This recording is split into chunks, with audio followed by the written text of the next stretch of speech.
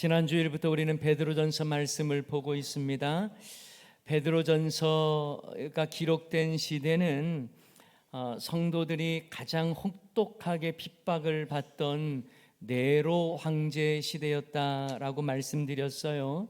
그래서 지난 시간 우리가 살펴보았던 흩어진 나그네, 이 단어는 우리에게 많은 생각을 하게 하는 그런 단어다라고 말씀드렸습니다. 온갖 핍박과 차별을 피해 낯선 이방인처럼 살아가는 성도들을 가리키는 것이죠.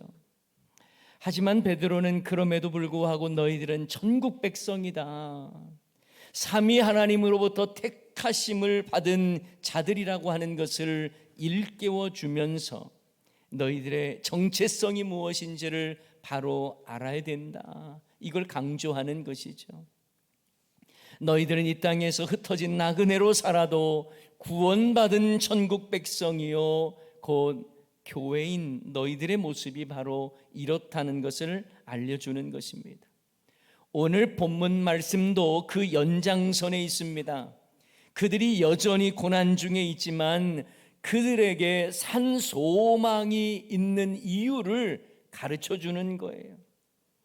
베드로는 당시 교회인 성도들이 흩어진 나그네로 로마의 변두리에 흩어져 있고 불법 체류자와 같이 살아가는 것처럼 보이지만 교회인 우리는 그렇게 약하거나 초라한 존재가 아니라는 것을 강조하고 있습니다. 그래서 지난 주일에도 말씀드렸지만 교회인 우리가 정체성, 천국 백성이라고 하는 것, 삼위 하나님으로부터 택하심을 받은 구원받은 백성이라고 하는 그 정체성이 분명하면 당당해질 수밖에 없다는 것을 말씀을 드렸죠. 오늘 본문에서는 산소망에 대한 강조를 하고 있습니다. 산소망이 있기에 고난 중에도 찬송할 수 있다는 거예요. 흩어진 나그네처럼 살아도 성도의 정체성을 알기에 산소망이 있다는 것입니다. 오늘 본문 3절 말씀에 보면 이렇게 되어 있죠. 우리 주 예수 그리스도의 아버지 하나님을 찬송하리로다. 다 같이 읽습니다. 그의 많으신 긍휼대로 예수 그리스도를 죽은 자 가운데서 부활하게 하심으로 말미암아 우리를 거듭나게 하사 산 소망이 있게 하시고, 아멘. 우리를 거듭나게 하사 산 소망이 있게 하시며. 여러분, 산 소망의 근거가 지금 어디 있다고 방금 읽은 성경 구절에서 말씀합니까? 우리가 아주 긍정적인 사람이라서 산 소망이 있다고 말을 하는 건가요? 그렇지 않습니다. 하나님의 많으신 긍휼대로, 하나님의 그 풍성하신 긍휼하심, 그리고 예수 그리스도의 부활을 통해 거듭난 구원 사건을 통해서 산 소망을 말하고 있는 거예요. 여러분, 우리가 산 소망이 있는 이유가 무엇입니까? 앞으로 좋아질 것이다라고 하는 그런 막연한 소망입니까? 아니에요. 예수 그리스도를 통하여, 예수님의 부활을 통해서 이 거듭남의 구원 사건 때문에, 그리고 하나님의 그 풍성하신 긍휼하심 때문에 우리에게 산 소망이 있다라고 말씀하는 것입니다. 그러므로 성도는 어두운 세상에서도 빛의 자녀로 살고 사망의 음침한 골짜기에서도 하늘 소망을 노래할 수 있는 사람이에요.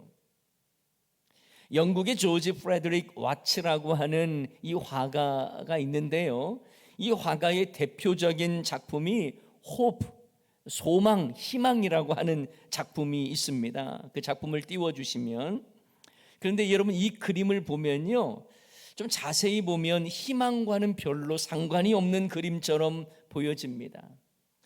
지구처럼 보이는, 지구는 또 아닌 것 같기도 하지만 어떻든 지구처럼 보이는 상징하는 듯한 동그란 구체 위에서 눈이 가려진 채 앉아 있는 여자가 한 줄밖에 남지 않은 하프 같은 이 악기를 잡고 연주하기보다 뭔가 좀 움켜쥐고 있는 듯한 그런 모습입니다. 여러분, 눈도 가려져 있고요. 그리고 좀 적막해 보이기도 합니다. 악기도 시원찮고요. 악기라고 볼 수도 없어요. 연주하는 것처럼 보이는 사람, 이렇게 좀 절망 가운데 있어 보이면서 눈도 가려져 있습니다. 그런데 이 그림이 역설적이게도 호프, 소망이라고 하는 그림입니다. 여러분, 성도의 삶도 이럴 수 있습니다. 소망이 없어 보입니다. 환경적으로 볼 때도 별로 화려하지 않습니다. 그러나 산 소망을 말할 수 있는 자가 성도입니다. 흩어진 나그네처럼 고난과 핍박 속에 있어도 삼위 하나님께서 우리를 아시고 택하셨기에 찬양을 올려드린다는 거예요. 그래서 성도는요, 벼랑 끝에서도 소망을 노래하는 자이어야 합니다. 소망을 말할 수 없는 상황에 주저앉아서 내 인생 한탄하며 그저 인생을 탄식하며 살아가는 그런 모습이 아니라 천국 백성이라고 하는 자기 정체성 속에서 오히려 하나님을 찬양할 수 있는 저와 여러분이 되어야 할 줄을 믿습니다. 그래서 오늘 본문도요, 고난 중에 하나님을 찬송한다로부터 시작하지 않습니까? 그 찬송의 이유는 다른 것이 아니라 예수 그리스도를 죽은 자 가운데서 부활하게 하심으로 우리를 거듭나게 하신 하나님으로 인하여 산 소망을 얻게 하신 것을 찬송하는 거예요.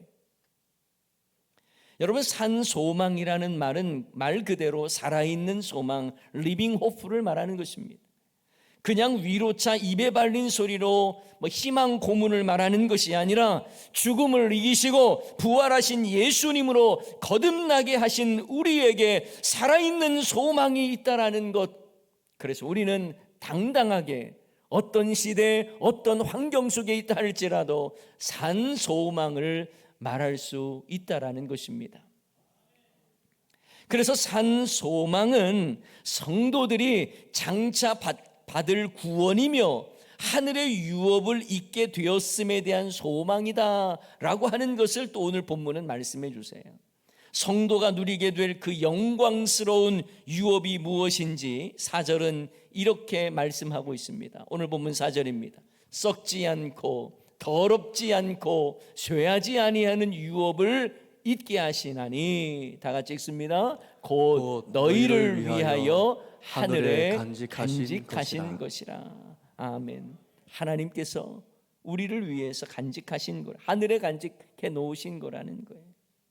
이 땅의 것들은 썩고 더럽혀지고 쇠해지지만 하나님께서 우리를 위하여 남겨두신 유업은 썩지 않고 더럽지 않고 쇠하지 아니한다고 말씀합니다.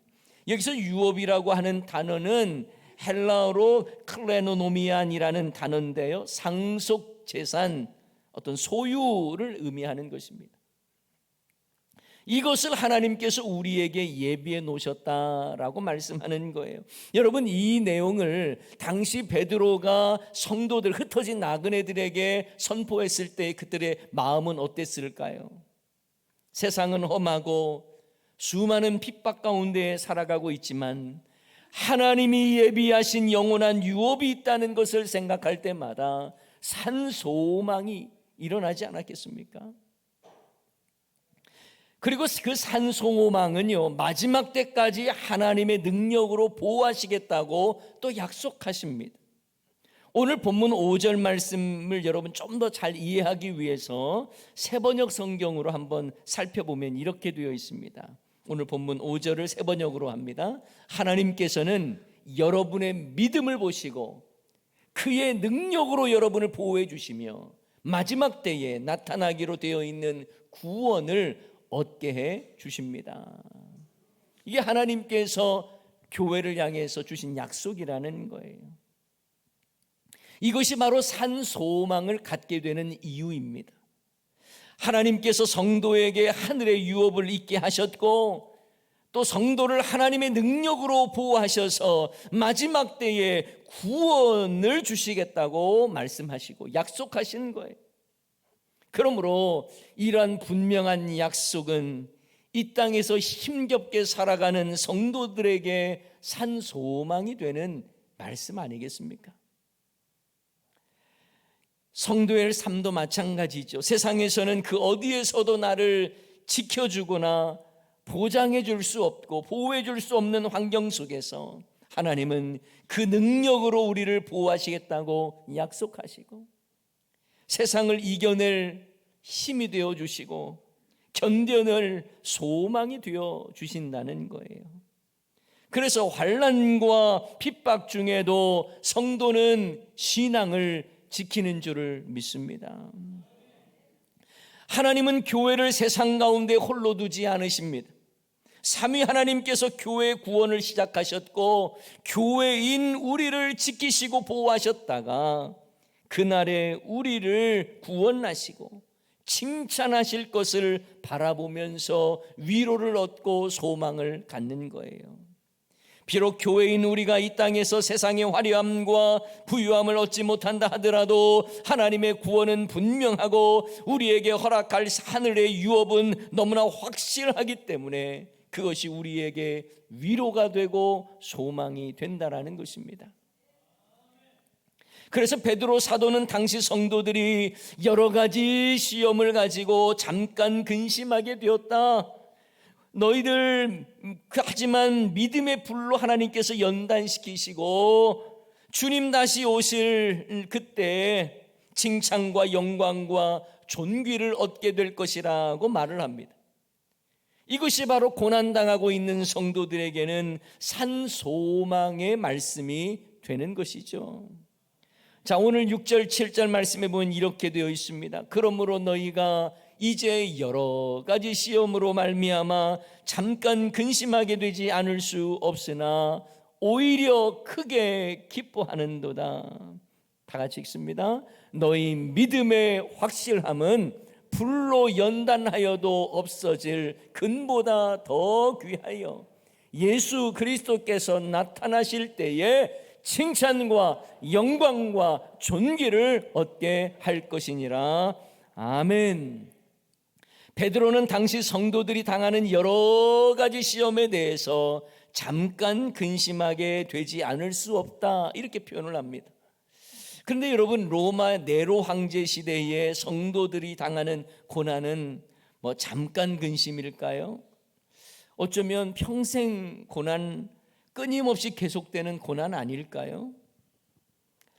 그리고 여러분, 이 불로 연단한다라고 하는 이 표현 있잖아요. 이것은 우리의 믿음을 강화시키는 불시험이라고 말할 수 있겠죠. 상징적인 표현이죠. 그런데 실제로 그 시대에는 그리스도인들이 화형당하는 일들이 많았기 때문에 이 불시험 문자 그대로 그런 시험, 그 비참하고 잔혹한 시대에 어려운 핍박을 당했다라고 볼 수가 있는 거예요. 그런데 베드로 사도는요, 여러 가지 시험 앞에서 평생 근심하는 게 아니라 영원히 근심하는 게 아니라 잠깐 근심하게 되었다라고 표현하는 이유는 무엇일까요? 그것은 바로 우리가 주님 앞에 섰을 때에 받게 될 칭찬과 영광과 존귀가 너무 크기 때문에 그것과 비교해 볼 때에 잠깐 근심이라고 표현했다고 볼 수 있습니다. 우리에게 예비되어 있는 하늘의 유업이 너무나 크고 영광스럽기 때문에 우리가 주님 앞에 설 때에 주님께 칭찬과 영광과 존귀를 받는 것이 너무나 크고 아름답기에 이 땅에서 당하는 혹독한 고난과 핍박조차도 잠깐 고난이라고 표현한 것입니다. 여러분, 우리도 원치 않는 힘겨움이 있고 종종은 고난의 풀무불에 들어가는 것 같은 괴로움이 있고, 하지만 이 땅에서의 고난과 근심은 영원한 것이 아니라 잠깐이며 잠시 잠깐이며 우리에게는 영원한 하나님의 유업이 예비되어 있다는 것을 여러분 기억하시기 바랍니다. 그래서 교회인 우리는 힘겨운 인생 속에서도 산 소망으로 위로받고 믿음으로 승리하며 살아가는 거예요. 흩어진 나그네처럼 살아가는 교회라고 해도 하늘의 위로가 있고 이후에 받게 될 영광이 있는 거예요. 그렇습니다. 신앙 때문에 겪는 고난을 소망으로 견디고 믿음으로 이겨낼 때에 하나님은 우리에게 칭찬과 영광과 존귀를 얻게 하실 것이고, 그리고 우리를 향해 예비해 놓으신 영원한 하늘의 유업을 우리에게 예비해 놓고 계신다는 거예요. 그래서 우리가 주님 앞에 설 때에 결국 우리가 무엇을 보게 되느냐? 영원 구원, 나 같은 자를 구원하신 하나님의 은혜를 이제 실제로 경험하고 그 영광 가운데 거하는 것입니다. 9절 말씀이죠. 그래서 이 땅에서의 믿음은 구원으로 보상받는 거예요. 다 같이 읽습니다. 믿음의 결국 곧 영혼의 구원을 받음이라. 아멘. 구원받은 자가 이처럼 영광스럽다라는 거예요. 제가 부목사로 사역하면서 어느 집사님 아버님 장례식을 집례했는데요, 그 아버지께서 이 교통사고를 당해서 돌아가셨어요. 그런데 아주 크게 사고가 나서, 그런데 차에 또 불이 나서 이게 나오지를 못하셔서 그냥 시신이 많이 훼손된 상황에서 소천하신 겁니다. 그때 그 여집사님이 장례식 집례를 위해서 찾아온 저에게 눈물을 흘리면서 하셨던 질문이 있어요. 목사님, 우리 아버지 믿음 생활 잘 하셨거든요. 근데 왜 이렇게 비참하게 돌아가셔야 됩니까? 아니 어찌 이리 허망하게 돌아가실 수 있습니까? 우리 아빠 참 고생 많으셨는데 하나님이 살아계시다면 죽음이라도 복되게 해주셔야 되는 거 아니에요? 그 말을 듣고 제 마음이 참 무거웠습니다. 무슨 말을 해드려야 할까? 그러면서 제가 이런 말씀을 드렸어요. 집사님, 너무 힘드시죠? 그런데 제가 분명히 말씀드릴 수 있는 게 있어요. 그것은 성도의 죽음이 그 죽음의 형태가 어떠하든지 간에 복된 죽음이요 영광스러운 죽음입니다. 왜냐하면 성경에서 우리에게 분명히 가르쳐 주는 것은 성도의 죽음을 하나님께서 귀중히 여기신다고 약속하셨거든요. 그러므로 그 죽음의 형태가 어떠하든지 성도, 예수 믿는 성도의 죽음은 복되고 영광스러운 죽음입니다. 이렇게 말씀드렸던 기억이 나요. 여러분, 우리가 이 땅에서 믿음의 길을 걷는다는 게 반드시 꽃길 가는 걸 의미합니까? 그렇지 않잖아요. 이 땅에서 다 잘되고 보상받는 삶을 의미합니까? 그렇지 않습니다. 오히려 애매하게 고난 당할 수도 있고요, 도무지 이해할 수 없는 고난을 만날 수도 있습니다. 예수님을 믿는다는 이유로 때로는 손해를 볼 일도 있어요. 하지만 믿음의 사람은 환경 앞에서 좌절하는 것이 아니라 끊임없이 믿음의 길을 가겠다고 결단하는 사람이에요. 내 유익을 위해서 사는 자가 아니라 하나님의 영광을 위해서 살겠다고 믿음을 지키며 살아가는 자입니다. 이처럼 교회인 우리는 고난만 볼 것이 아니라 그날에 이루실 하나님의 그 칭찬과 영광과 존귀를 얻게 된다는 것을 바라보며 살아가는 자가 우리여야 한다라는 것입니다. 그래서 고난 중에도 기뻐하며 감사할 수 있는 거예요. 어떤 손해와 핍박과 고난이 몰려와도 끝까지 믿음을 지키고 눈을 들어 주님 바라보면서 그날에 이루실 하나님의 영광을 우리 생각하면서 나에게 임할 영원한 하나님의 그 유업과 영혼구원의 그 놀라운 영광이 나에게 임한다고 하는 것을 바라보면서 산 소망으로 현실을 뛰어넘는 저와 여러분이 되어야 할 줄을 믿습니다. 그래야 성도다운 거예요. 여러분, 예수님께서도 이 땅에 오신 것이 뭐 화려한 인생을 살기 위해서였습니까? 아니잖아요. 우리를 구원하시기 위해 순례자의 길을 걸어가셨습니다. 십자가 구원을 이루시기 위해서 처절한 고통도 당하셨습니다. 부끄러운 수치도 당하셨습니다. 하지만 십자가로 인해서 우리를 구원하신다고 하는 그 기쁨으로, 또한 부활 승천의 그 영광을 생각하면서 참고 견뎌내신 거예요. 그래서 히브리서 12장 2절 말씀에 보면 믿음의 주요 또 온전하게 하시는 이인 예수를 바라보자. 그는 그 앞에 있는 기쁨을 위하여, 그 앞에 있는 기쁨을 위하여 십자가 그 이후에 이루실 그 놀라운 기쁨, 그것을 생각하시면서 십자가를 참으사 부끄러움을 개의치 아니하시더니 하나님 보좌 우편에 앉으셨느니라. 여러분, 예수님께서 십자가의 그 힘든 이 고난을 바라보신, 그것만 바라보신 게 아니라 십자가 이후에 십자가의 그 영광, 십자가를 통해서 우리를 구원하신다는 그 기쁨, 그걸 생각함으로 십자가조차 넉넉히 견뎌내시고 참으시고 그 부끄러움도 개의치 아니하셨다라고 말씀하는 것입니다. 사랑하는 여러분, 지금 우리가 로마 네로 황제 시대에 살고 있는 것은 아니지만 교회인 우리도 주님을 위해 산다는 것은 때로는 희생하며 사는 것이고 쉽지 않은 길을 걸어가고 있는 것입니다. 그러나 우리는 힘들 때마다 그날에 이루실 하나님의 그 칭찬과 영광을 바라볼 수 있어야 하는 거예요. 이런 점에서 베드로가 말하는 말세 종말에 이르는 최종적인 구원은 현재적 고통을 견뎌내고 그날의 칭찬과 영광과 존귀를 얻는 그런 신앙, 그날을 기다리며 기대하며 견뎌내는 신앙이라고 말할 수도 있습니다. 때론 처절한 고난과 원치 않는 고통이 있을지라도 우리는 그날을 바라보며 함께 나아가야 하는 것입니다. 교회인 우리의 산 소망, 우리에게 산 소망이 있는 이유는 바로 이것입니다. 한 가지 이야기를 드리고 오늘 설교를 마무리를 하려고 하는데, 애벌레 이야기입니다. 동화에서나 나올 법한 그런 이야기입니다. 어느 애벌레가 한 나무를 바라보며 힘겹게 기어가고 있었습니다. 가는 길이 너무 험하고 힘들어서 포기하고 싶었어요. 하지만 중단하지 않고 끝까지 견디며 나아가고자 마음을 가다듬었습니다. 그런데 자기 앞에 큰 장애물이 있다는 것을 발견합니다. 바위였습니다.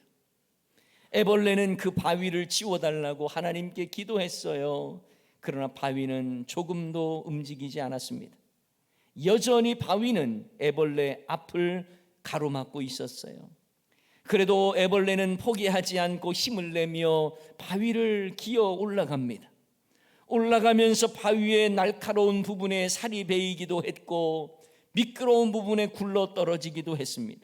그러기를 반복, 그토록 기도했지만 바위는 사라지지 않았는데 오히려 또 한 가지의 장애를 경험하게 됩니다. 자신의 눈앞에 큰 벽이 하나가 딱 생겨버린 거예요. 그래도 포기하지 않고 몸부림을 쳐보았습니다. 그렇게 며칠이 지났을까요? 그 거대한 벽에 작은 구멍이 생겼고 그 틈을 비집고 빠져나오기 위해서 애벌레는 다시 힘차게 몸부림을 쳤습니다. 그런데 놀라운 일이 생겼어요. 벽을 비집고 나온 애벌레에겐 날개가 생겨 있었고 도무지 감당할 수 없었던 바위를 날아서 훌쩍 넘어갈 수 있었던 것입니다. 애벌레가 나비가 된 것이죠. 여러분, 성도의 삶과 여정이 이런 모습 아닐까 생각해 봅니다. 흩어진 나그네로 수많은 고난과 핍박 속에 살아가지만 우리는 그 앞에서 절망할 자가 아니라 산 소망을 가지고 살아가는 자들입니다.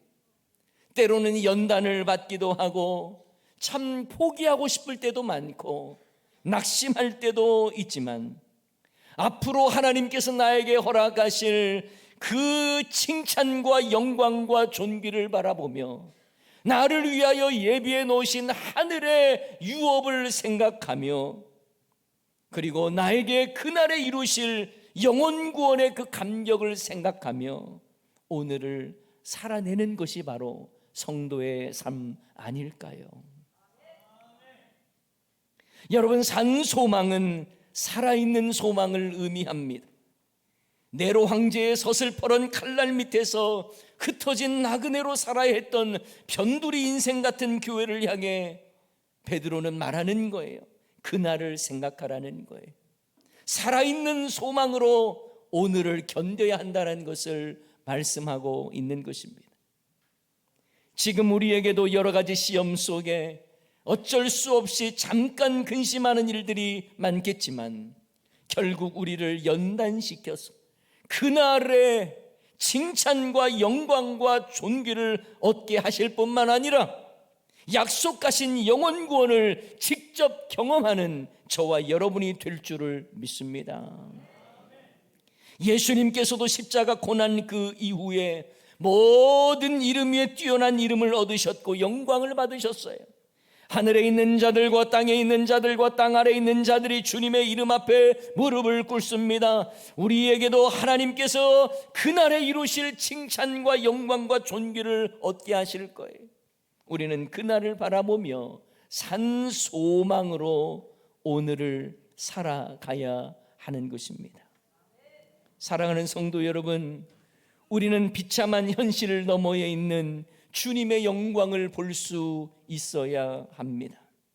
현재에 매여 그 슬픔에 갇힌 자가 아니라 그날에 이루실 하나님의 영광과 구원을 노래하며 오늘을 견디며 살아내는 것이 바로 성도의 삶의 방식인 것입니다. 베드로는 로마 제국의 통치 아래에서 각 지역에 흩어져 있는 나그네 같은 교회에 편지하면서 너희들에게 산 소망이 있다는 걸 알고 있느냐 일깨워 주는 거예요. 그리스도께서 고난 당하셨으나 그 후에 얻게 되신 영광을 보여주면서 우리에게도 함께 그 길을 가자고 손 내밀고 있는 것입니다. 주어진 환경은 고달프고 어려워도 영혼 구원과 산 소망으로 현실을 뛰어넘으라고 말하는 것입니다. 바라기는 그날에 이루실 하나님의 일을 기대하며 산 소망으로 현실의 고난을 뛰어넘는 저와 여러분의 삶이 되시기를 주님의 이름으로 간절히 축원합니다.